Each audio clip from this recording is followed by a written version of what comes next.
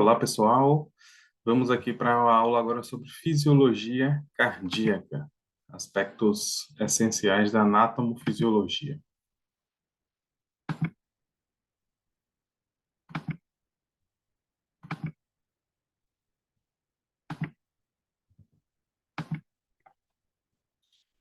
Então, especificamente o músculo cardíaco, né, um tipo de músculo diferente do nosso sistema músculo-esquelético.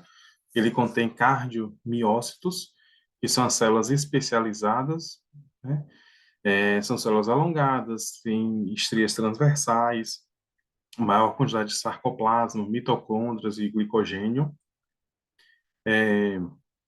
Dentro dele nós temos o sarcolema, que é essa membrana celular, túbulos T, discos intercalares, que são próprios do músculo cardíaco, e que vão se conectar com as fibras de actina e miosina, proteínas essenciais para a contração cardíaca.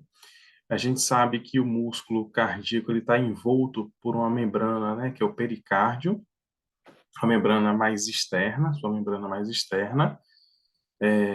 Depois vem o miocárdio, o músculo propriamente, e internamente nós temos outra membrana que é o endocárdio. Então, esse rearranjo das fibras do sistema músculo cardiovascular do miocárdio, ele está envolto em formato de espiral, o que vai permitir que o sangue ele seja comprimido do ápice para a base do coração e ele faz um movimento de que ele se espreme para conseguir a ejeção do sangue, né? Toda aquela fisiologia, todo aquele racional sobre a contração, ela depende, né, da unidade contrátil do músculo, que é o sarcômero, onde nós temos as fibras de actina e miosina, que são essas proteínas que vão permitir a contração através de alteração de potenciais de ação e de mudança de cargas iônicas, né? A contração, então, ela vai ser resultado da ativação da miosina pela actina em resposta à elevação intracelular de cálcio. Então, o cálcio vai ser uma variável muito importante na contração do miocárdio. Vai ocorrer a ativação do sarcolema, do retículo sarcoplasmático e do complexo troponina e tropomiosina. Isso daí é um ponto importante, porque quando o paciente tiver infarto agudo do miocárdio, que é quando ocorre uma obstrução de uma artéria coronariana que inerva o músculo cardíaco, uma das proteínas e um dos marcadores de que ocorreu a morte desse tecido ou essa lesão, esse infarto, né, é a liberação em quantidades mais elevadas da troponina. Então, por isso que a troponina é um marcador de lesão miocárdica. Para ocorrer essa contração, vai depender do consumo de ATP e vai ser iniciada através dos receptores beta-adrenérgicos. E aí nós temos os resultados dessa contração vão ser a geração de algumas variáveis que vão denotar uma adequada função cardíaca. Dentre elas, o débito cardíaco. O que é débito cardíaco? É o volume de sangue para a artéria aorta a cada minuto. Então, o coração ele tem 4 câmaras, ele vai receber o sangue, né, da sistema venoso no átrio direito. Do átrio direito ele passa para a válvula tricúspide, da válvula tricúspide o sangue chega e desemboca no ventrículo direito. Do ventrículo direito, esse sangue pobre em oxigenação, ele vai ser levado pelas artérias pulmonares, oxigena na barreira alveolo-capilar e volta pelas veias pulmonares. Então, aí a gente tem a pequena circulação. Qual é a diferença da pequena para a grande circulação? Na grande circulação, as artérias, elas levam sangue rico em oxigênio e as veias levam sangue pobre em oxigênio. Na pequena circulação é o contrário. As artérias, no caso a artéria pulmonar e suas ramificações, levam sangue pobre em oxigênio e as veias pulmonares trazem sangue rico em oxigênio, porque todo o sistema venoso, o sangue vai em direção ao coração. Bom, aí o sangue vai desembocar na artéria, no átrio esquerdo, do átrio esquerdo vai passar para o ventrículo esquerdo e do ventrículo esquerdo, após vencer a resistência da válvula aórtica, o sangue vai chegar na maior artéria do nosso corpo, que é a aorta. Então, esse sangue que passa pela artéria a cada minuto é chamado de débito cardíaco. que é decomposto, ele é resultado da frequência cardíaca vezes o volume sistólico. Frequência cardíaca é o número de batimentos por minuto. Os seus valores de normalidade são de 60 a 100 batimentos por minuto. Quanto mais o coração bate, como é uma multiplicação, a tendência é que eu eleve o meu débito cardíaco. O que é o volume sistólico? É a quantidade de sangue ejetada pelo ventrículo esquerdo. Então, se a gente fizer um cálculo simples, nós vamos ter uma frequência cardíaca de 100, por exemplo, um volume sistólico de 500, nós vamos ter um débito cardíaco de 5 litros por minuto, por essa multiplicação. E quais são os determinantes do débito cardíaco, então? A frequência cardíaca e o volume sistólico. Frequência cardíaca a gente já mostrou, o número de batimentos por minuto. O que é o volume sistólico? Ele é representado pela contratilidade, é um músculo que vai se contrair, pela pré e pós-carga. A gente vai falar desses dois conceitos já já. A pré-carga ela vai depender do retorno venoso, da volemia, do quanto de sangue tem dentro do meu corpo e do tônus muscular periférico. Situações como sepse, por exemplo, infecção, elas causam uma vasoplegia. Então, os vasos perifericamente relaxam e por isso que tem dificuldade na perfusão de órgãos, né, por conta dessa vasoplegia. A pós-carga, ela vai ser derivada da resistência vascular periférica, da resistência vascular aórtica e da complacência da aorta. Então, a tendência quando a gente envelhecer é de causar um enrijecimento das nossas vasos, né, das nossas artérias. Isso vai fazer com que aumente a nossa pós-carga. A pós-carga seria a resistência a qual o coração vai sofrer para ejetar esse sangue. Ok? E fração de ejeção também é uma variável muito importante que, avaliada, né, ela traz um conceito de uma avaliação funcional, de prognóstico, inclusive, dessa função cardiovascular. Ela vai ser a diferença entre o volume ventricular diastólico e o volume ventricular sistólico. Em média, 70 ml por batimento cardíaco em repouso. Então, a fração de ejeção é o volume diastólico final versus o volume sistólico final. A quantidade de sangue que o ventrículo pode ejetar em cada contração chama-se fração de ejeção. Cada ventrículo ele contém aproximadamente 120 ml de sangue no final da diástole. Então, nós temos as duas fases, sístole e diástole. Sístole é a fase de contração. Diástole é a fase de relaxamento, onde o coração está se nutrindo, né? Porque como é um músculo, ele precisa se nutrir. As artérias coronarianas estão nutrindo o coração e ele precisa relaxar para receber o sangue, para que venha um novo ciclo de sístole. Então, cada ventrículo contém aproximadamente 120 ml no final da diástole. Então, esse sangue ele vai ser ejetado e 50 ml no final da sístole. Então, toda sístole, ela sempre vai deixar um volume residual dentro do coração, um volume de sangue. Assim, a fração de ejeção normal será 120 volume diastólico final menos 50 volume sistólico final, nesse caso 70 ml. Então, o que é pré-carga? Desculpe. Aí a gente tem que relembrar da lei de Frank-Starling, onde a energia de contração ela é proporcional ao comprimento inicial da fibra cardíaca. Se a gente fizer uma analogia com a musculatura periférica, para a gente ter uma boa contração do bíceps, do tríceps, do quadríceps, a gente precisa primeiro alongar esse músculo, porque o músculo ele vai trabalhar no ciclo alongamento, tensão. Ele alonga, acumula tensão para poder gerar força, gera torque. O músculo do coração, o miocárdio, é a mesma coisa. Então, primeiro ele recebe sangue, a diástole, ele recebe, suas fibras se dilatam, acumulam energia para ter uma boa sístole.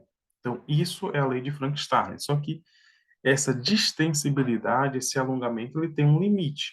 Se eu ultrapassar esse limite, eu vou perder força. É o que acontece nas doenças cardíacas crônicas, como a insuficiência cardíaca. Por isso que o coração do paciente com insuficiência cardíaca, ele cresce, ele dilata pelos diversos mecanismos que existem da fisiopatologia de cada é, é, é, insuficiência cardíaca. Como ele dilata, quando ele bate, ele se torna insuficiente, porque ele alongou tanto que ele perde energia, essa energia se dissipa, e aí compromete o seu débito cardíaco, a sua fração de ejeção, isso baseado no mecanismo, na lei de Frank-Starling.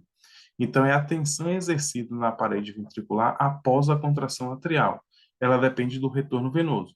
Se eu tenho um baixo retorno venoso, eu vou dilatar menos essas fibras, vou ter uma redução na pré-carga.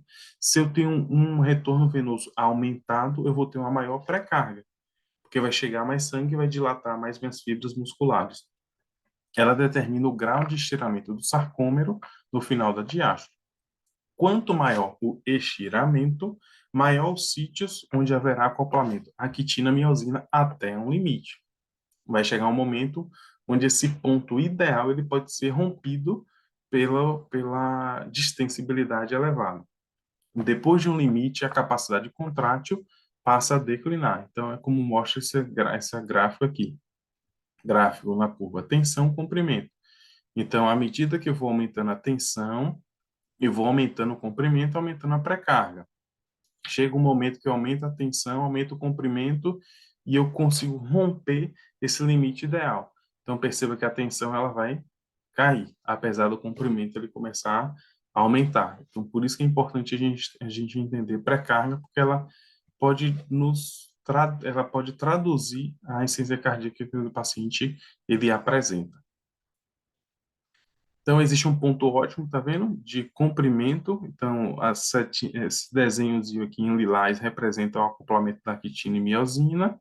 Chega um momento na situação, na última situação, onde essa distensibilidade ela é máxima e não adianta eu dilatar mais, eu só vou perder força, é, só vou perder força de contração. Isso influenciada pelo volume sistólico, por exemplo.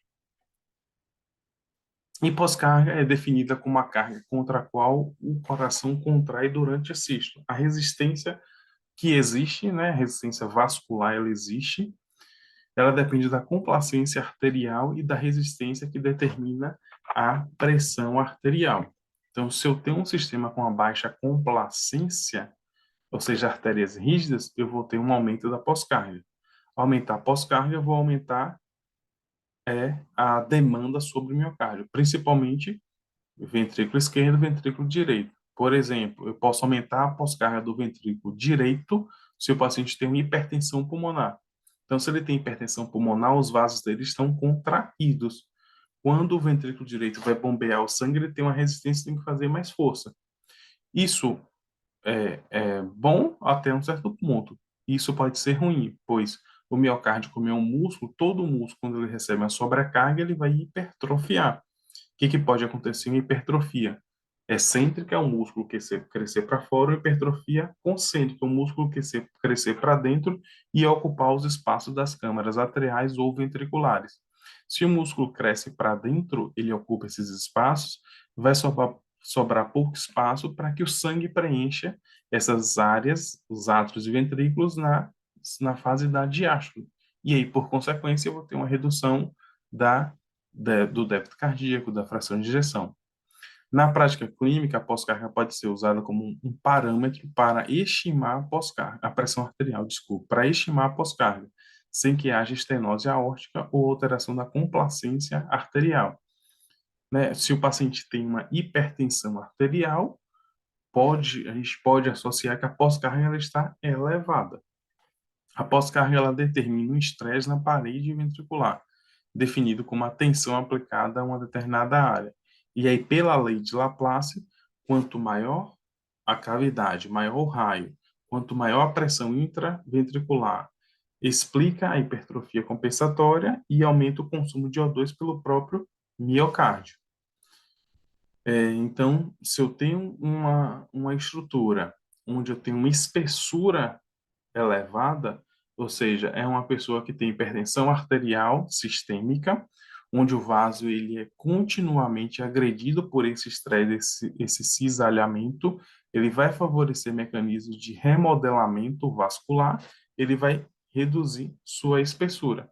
Essa redução da espessura compromete significativamente a pós-carga, vai aumentar a resistência à contração do miocárdio. Olha que foto interessante, né, da geometria do músculo cardíaco. Então, as fibras elas ficam em formatos circulares e entrelaçadas, então por isso quando ocorre a contração, elas se espremem para ter uma adequada expulsão desse sangue das cavidades. Então, a pós-carga é dada pela pressão arterial contra a qual o sangue é injetado.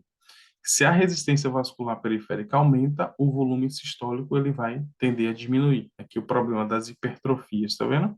Hipertrofia excêntrica, o músculo cresce para fora, hipertrofia concêntrica cresce para dentro. As duas são obviamente ruins, mas inclusive a que tem pior prognóstico é a hipertrofia concêntrica.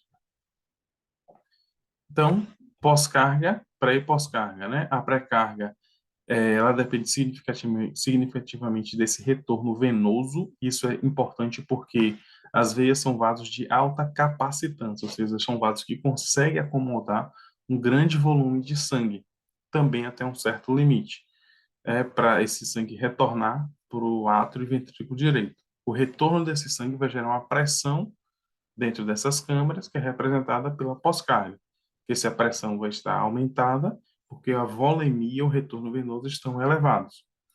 E a pós-carga vai representar a saída do sangue do miocárdio, que se eu tiver uma resistência periférica elevada, ele vai afetar, vai aumentar a minha pós-carga. Então,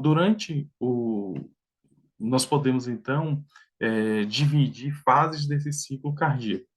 Durante a fase de enchimento ventricular, o aumento da pressão ventricular, ele provoca aumento da tensão muscular, o que distende passivamente o músculo cardíaco. Então, o ventrículo começa a receber sangue, ele vai se distender.